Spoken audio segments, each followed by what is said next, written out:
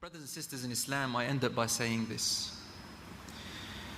Allah talks about people, when their death comes, they say the following words. قَالَ رَبِّ ارْجِعُونَ. He, the criminal, the person who has neglected their life, when the time of death comes, they actually know that they're dying. And when the soul is coming out and reaches the gargling point, I'll tell you about the thought process. You know what they're thinking? They're saying, "Oh, our Lord, please return me. لَعَلِّي أَعْمَلُ صَالِحًا فِيمَا تَرَكْتُ."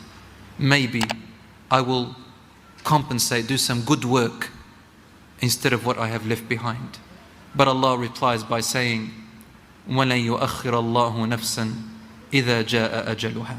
But Allah will not postpone the time of a person when their death comes.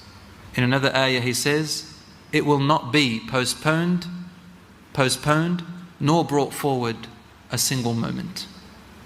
My brothers and sisters in Islam, live the life with the advice of the Prophet ﷺ, which he said to Mu'adh radiallahu anhu, or was it Abu Dharr, or was it the man who came to him and said, Ya Rasulullah, when will the world end? You know, you expected today a talk about the signs of the last hour, and when the Dajjal will come out and when the world will end. This is what the Sahabi said, Ya Rasulullah, mata as-sa'a, when will the world end? Tell me, entertain me. Like a movie. For Rasul ﷺ knew that this person was asking the wrong question, he was after the wrong purpose. So he responded with a question, ماذا أعددت لها? What have you prepared for it? He's saying, what have you prepared for your sa'ah, for your time when your world will end?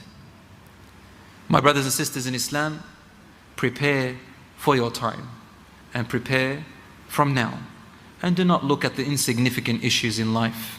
There's something out there that says life is like, or Iman is like going into an aeroplane. I think that's what it says up there. I like that metaphor.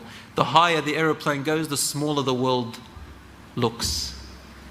And Iman is like that. The higher your Iman rises, the smaller this worldly stuff, you know, these things you get upset about, these things you get annoyed about, the smaller they look. A brother said to me the other day, he says, I went and did this and did that for this sick person. Wallahi, never again will I do it. I said, why are you saying that? He says, it took out a lot from me.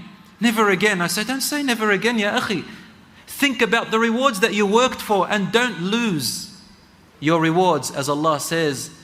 And do not lose your sadaqat, your acts of charity, bil-manni wal-adha, by saying words of man, meaning, look what I did, I need praise, I need comfort.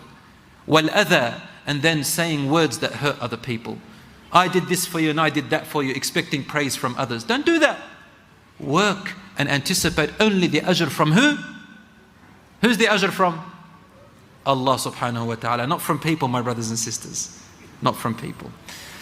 I thank you for listening, and I ask Allah subhanahu wa ta'ala to relieve all the destitute among us, and those who are here and those who are around the world, from their misery and from their hardships. I ask Allah subhanahu wa ta'ala to forgive our shortcomings and to make this gathering of ours one that unites our hearts with theirs. And I ask Allah subhanahu wa ta'ala to relieve those who are in oppression from their oppression.